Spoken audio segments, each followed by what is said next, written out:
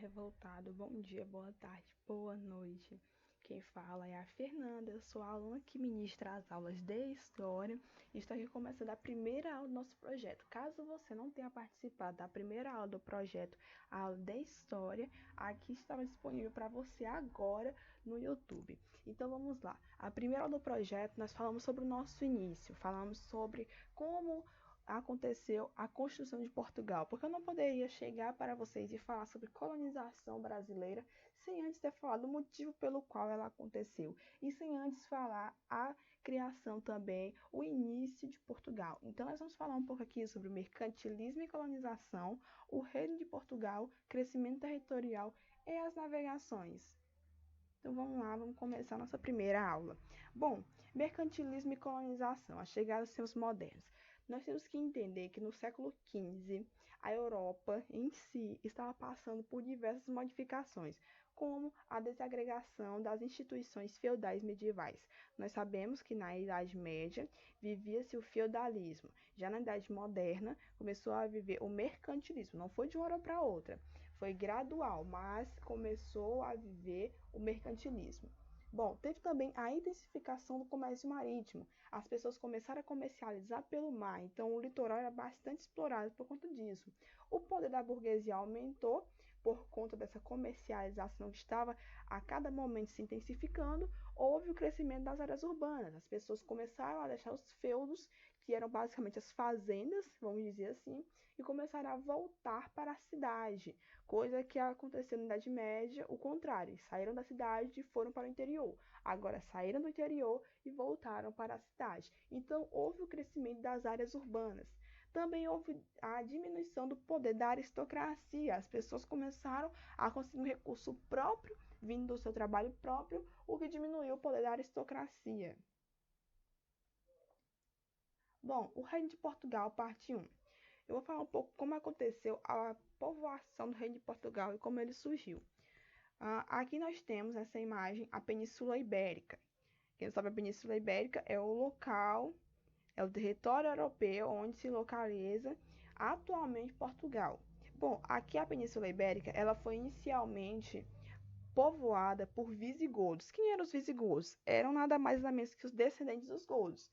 Eram povos católicos, cristãos, temos que enfatizar que eles eram cristãos católicos. E eles povoaram aqui a Península Ibérica. Mas os árabes muçulmanos também estavam povoando a Europa, pelo menos tentando. Então, os árabes muçulmanos, movidos por questão territorial e por questão religiosa, começaram a invadir a Península Ibérica, que era até então dos visigodos. Eles começaram a invadir a Península Ibérica e eles tomaram a Península Ibérica. Os visigodos acabaram tendo que fugir daqui onde eles estavam para o norte. E chegando aqui no norte, eles criaram novos reinos, como a gente vai ver aqui agora no próximo slide. Bom, eles criaram os reinos de Castela e Aragão. Castela está aqui e Aragão está aqui. Como foi que isso aconteceu? Os descendentes dos visigodos, ou seja, os novos visigodos, digamos assim, eles começaram a criar esse território e aí eles decidiram que eles tinham que expulsar os árabes da península, porque os árabes pegaram toda essa parte, como está aqui, de bege e com nome muçulmanos. Aí os nobres, movidos por gostarem de aventura, movidos por um instinto aventureiro, territorial, de conquista e religioso, eles decidiram que iriam participar também dessa cruzada, que eles chamaram de cruzada, essa invasão. E aí eles conseguiram tomar a península. Foi em um momento que um nobre que tinha um pedaço de terra, ele pegou esse pedaço de terra, que é essa faixa de terra, e ele doou para Henrique de Borgonha. Henrique de Borgonha nomenclaturou este pedaço de terra como Condado Portucalense. E aí os castelhanos eles ficaram, poxa, você olha o tamanho da terra que você ganhou. E aí os castelhanos eles ficaram insatisfeitos com isso e acabaram tomando o condado portucalense de Henrique de Borgonha. Foi aí que, em um momento, depois de algum tempo, né, seu filho, Afonso Henriques, ele acabou juntando um povo e acabou atacando os castelhanos e ele proclamou a independência do condado. Foi aí que se iniciou a dinastia de Borgonha. Então vamos lá, crescimento territorial. Aqui a gente já tem um mapa de como a faixa territorial de Portugal hoje em dia, que já deixou de se chamar Condado Portucalense e recebeu já o nome de Portugal. Então vamos lá, os reis eles se dedicavam ao crescimento territorial. Os reis estavam pensando sempre em expandir o território deles. E uma das coisas que eles tinham que fazer para expandir esse território era lutar contra muçulmanos e castelhanos. Eles também estimulavam o povoamento cristão e a expansão agrícola, para que assim o cristianismo fosse disseminado e eles tivessem produção agrícola para um recurso próprio. A monarquia se centralizou para que assim fosse mais fácil a expansão e eles começaram um ativo comércio no litoral. Mas, como eu falei para vocês, e como vocês devem saber, Portugal vivia uma grande crise no século XIV. Então, Portugal não tinha muito dinheiro para estar fazendo essa expansão. E não era tão Portugal, né? Era mais questão de Europa mesmo. Então, não tinha como eles estarem fazendo essa expansão baseado nos recursos que eles tinham atualmente. Então, o que eles faziam? Eles acabavam contratando mercenários que eram conhecidos como os revoltosos de Aves, ou seja, da Revolução de Aves, e esses mercenários, eles acabavam atacando os povos, tomando o território até então que eles estavam lutando para a dinastia de Portugal, e eles recebiam castelos como um pagamento, já que Portugal, né, não tinha como estar pagando para eles. Bom, crescimento para a Revolução. A primeira Revolução Popular Portuguesa. Bom, o rei Dom Fernando acabou morrendo e ele era o rei de Portugal. Como ele não tinha deixado nenhum sucessor, quem pegou basicamente o cargo dele teria sido Dom Sebastião, que ele seria uma pessoa da lei, da fé cristã. Ele seria como se fosse um sacerdote. E tem uma história que é o Dom Fernando, ele teria deixado uma filha, e aí a mulher dele, a sua esposa Leonor, junto com a nobreza, teria decidido unir Portugal e Castela, já que a filha de Dom Fernando teria se casado com o Dom Felipe, que era o rei de Castela. Acabou que não era assim a história exatamente que deveria ser contada, mas no fim Dom Felipe alegou ser um parente de Dom Fernando. Ele conseguiu pegar o reino de Portugal e ele começou a reinar tanto na Espanha quanto em Portugal. A população não queria, a população queria que Portugal fosse dependente, o que é um tanto quanto irônico, né? Já que a população quis explorar, né, o Brasil e não queria deixar que o Brasil fosse dependente em um momento da história, mas eles queriam Portugal independente naquele momento. Então, enfim, hipocrisia. Bom, o povo queria que Portugal fosse independente e por conta disso eles iniciaram uma revolução. Ocorreram diversas batalhas, mas Portugal perdeu e acabou que Dom Felipe ele começou a reinar tanto em Portugal quanto na Espanha. Bom, resultado final. Houve o fim do regime feudal. Essa revolução somente ajudou para que se colocasse o ponto final no regime feudal e que a monarquia se centralizasse como centro do poder político e assim houve a intensificação da expansão marítima. A gente sabe também, né, acho que todo mundo deve ter um conhecimento básico da União Ibérica, que foi a união entre Portugal e Espanha, motivada exatamente por essa união de reinos. Bom, as navegações. O objetivo das navegações era alcançar novos mercados e mercadorias. As navegações eram motivadas porque a Europa passava por uma crise econômica desde o século XIV, como eu falei para vocês. E como eles estavam agora instituindo o mercantilismo, que eu vou falar daqui a pouco, que essa tem uma ideia de que eles estavam instituindo isso, eles tinham que alcançar novos mercados, novas mercadorias para comercializar, já que estava muito caro para eles comprar o produto na própria Europa e revender depois. Então eles tinham que pegar basicamente da fábrica. Foi aí que eles começaram a querer novos mercados e novas mercadorias. Houveram algumas complicações. A burguesia não quis financiar as navegações, o que dificultou um pouco. Por quê? Quando a burguesia soube que agora eles queriam ir para novos mercados e descobrir novos mercados, fazer parceria com novos mercados, a burguesia, não, eu vou conversar com o nosso mercado, digamos assim, nosso fornecedor atual, e eu vou tentar baixar o preço, vamos supor, da noz moscada. Acabou que a burguesia não conseguiu fazer isso. E ainda não quis financiar as navegações porque pensou que ia perder dinheiro. A etapa inicial foi conquistar Celta, que era uma praça comercial comandada pelos muçulmanos. Então tinha um sentimento tanto religioso quanto comercial, já que os muçulmanos não viviam a mesma religião que os cristãos, né? Então foi um fracasso eles tentarem conquistar Celta, já que Celta era a praça comercial dos muçulmanos e os muçulmanos sabiam o que fazer caso eles fossem atacados. E foi o que eles fizeram. Eles tiraram todo o comércio deles daquela praça comercial, desviaram a rota e foram para uma outra rota. Os portugueses não sabiam disso e acabaram que não conseguiram pegar aquela mercadoria, aquela praça comercial que os muçulmanos tinham. Bom, as grandes descobertas.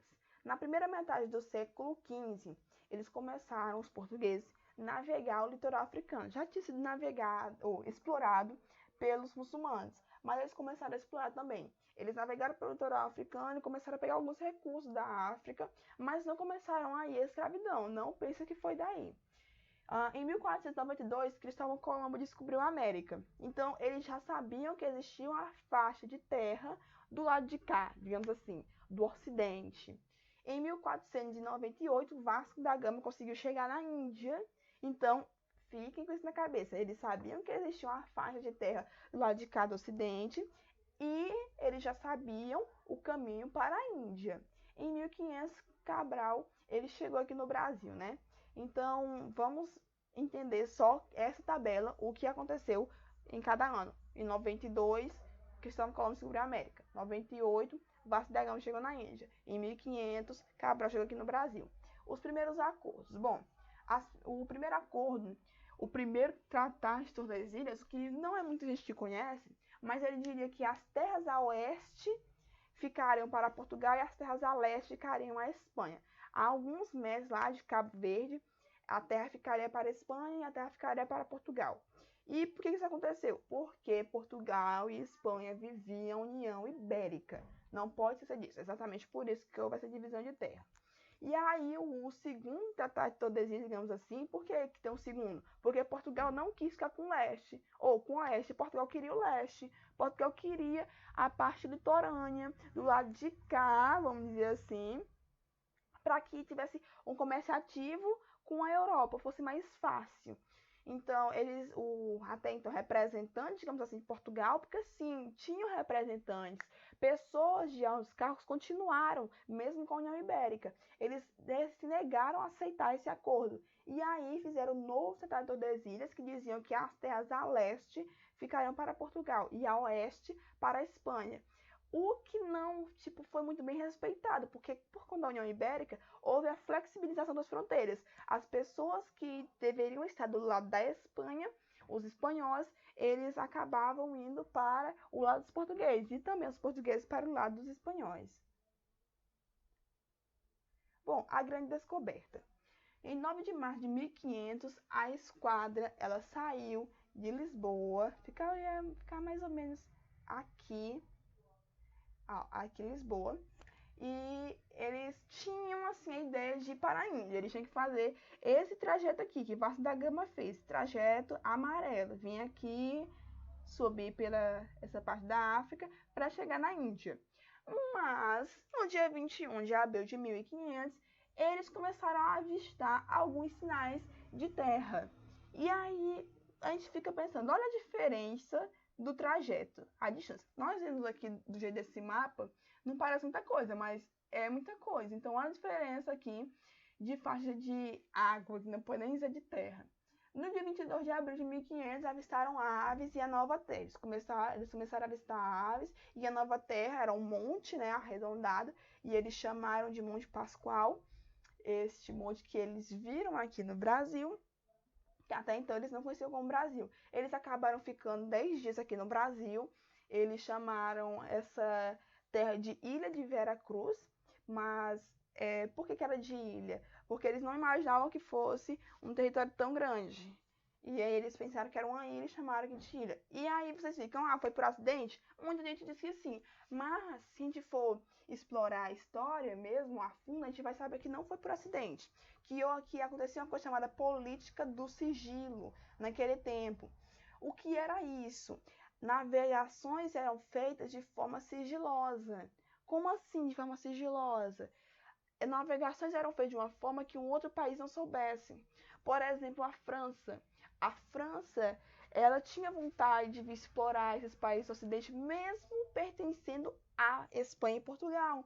E aí, os portugueses, eles viram para cá e vieram para cá, exploraram, tentaram explorar esse território, conquistar, digamos, esse território para que a França não viesse. Porque em 1498, Duarte Pacheco, ele teria chegado no Maranhão, nas terras onde hoje a gente conhece como Maranhão, teria escrito uma carta e mandado para Portugal. E aí eles saberiam que existia essa faixa de terra aqui, que era para eles virem para cá. Então não foi por acidente, porque já sabiam que tinha essa faixa de terra aqui. É tanto que na carta de Pero Vaz de Caminha não tem um motivo para essa rota ter sido desviada. Não tem um motivo de tempestade, de ventania, para que a rota tivesse sido desviada. Bom, mercantilismo. Falei para vocês que vocês iam entender a questão de mercantilismo. O mercantilismo nada mais era do que o conjunto de economias que vigoraram na Europa. Era a economia que vigorou na Europa na Idade Moderna. Bom, no início da Idade Moderna, a riqueza era medida pela quantidade de metais. A gente sabe que na Idade Média a riqueza era medida pela faixa de terra que fulano de tal possuísse. Supondo que eu possuísse 15 hectares de terra, eu teria tanto, eu teria também tal carro, digamos assim. Fulano de tal tem 50, tem um carro melhor que o meu, já é mais rico do que eu. Já no mercantilismo, essa moeda, digamos assim, mudou. Agora era quantidade de metais. O objetivo disso era fortalecer o Estado. E para fortalecer o Estado, eles tinham alguns pilares, conhecidos hoje em dia como pilares do mercantilismo. Tanto que está aqui, ó, essa balança, digamos assim. E um dos pilares era o metalismo. O que era o metalismo? Era o pilar do mercantilismo que dizia que deveria ser aumentada a quantidade de metais.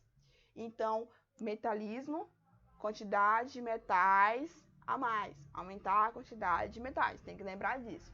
A balança comercial favorável, o que dizia? Que a exportação deveria superar a importação. Como assim? Eu tenho que exportar mais do que importar. E o que eles faziam para que isso acontecesse? Bom, eles aumentavam as taxas alfandegárias. Como assim? Era como se fosse um imposto. Você tinha que pagar um imposto muito alto para você poder colocar uma mercadoria de Vamos supor, a gente compra uma mercadoria da China.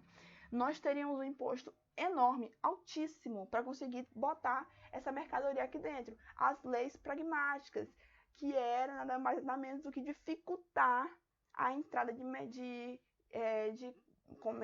mercadorias, recursos que fossem exportados. E houve também o protecionismo. Bom, o que era o protecionismo? Era nada mais nada menos que o incentivo à produção interna com foco na exportação. Então, eles iam incentivar a produção interna, você produzir sua plantaçãozinha, você produzir, vamos supor, uma roupa, digamos assim. E isso tudo movido a um sentimento de exportar. Você tinha que exportar aquele produto. E aí, eles acabavam que dessa forma, fazendo esse pilar do mercantilismo, que eu resumi em 3, eles conseguiam fazer com que o Estado ficasse mais forte. Como está aqui, o Estado ficaria mais forte. E era exatamente isso que vigorava na Europa na Idade Moderna. Então a gente não pode esquecer, tem que levar isso no coração, como diria nossa amiga e professor de física, Rafael. Os pilares do mercantilismo, metalismo, aumentar a quantidade de metais, balanço comercial favorável, a exportação devia superar a importação e o protecionismo, que era o incentivo à produção interna. Essa foi a aula de hoje, o nosso início. Eu espero que vocês tenham entendido como que surgiu basicamente a questão da colonização e também a questão de Portugal. Na aula que vem, a gente vai falar sobre colonialismo mercantilista, que eu botei um spoiler aqui para vocês. que é a questão de o colonialismo mercantilista obedecer linhas gerais, a economia ser organizada em função da metrópole e a metrópole ter direitos exclusivos sobre a colônia. Então a gente vai falar um pouco sobre isso na próxima aula. Eu espero que vocês tenham entendido, tenham gostado. Tem mais aulas aqui no nosso canal. Nós temos aulas de biologia, de português e de história.